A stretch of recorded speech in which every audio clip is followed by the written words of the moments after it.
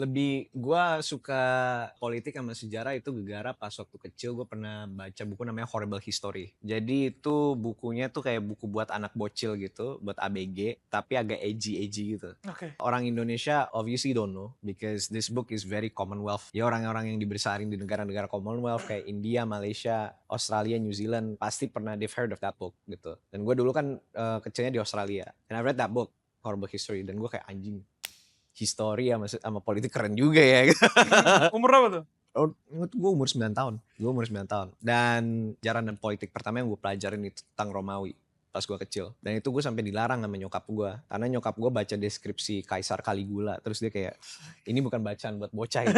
Terus gue gak dibolehin baca gitu. Tapi gue pernah nyokap gue bilang ke gue, dia pernah bilang bahwa gue itu bukan anak biasa karena gue itu pernah bilang ke dia, kalau ini bukan bacaan buat anak untuk anak bocah, kenapa ini menjadi sejarah yang kita harus pelajari gitu.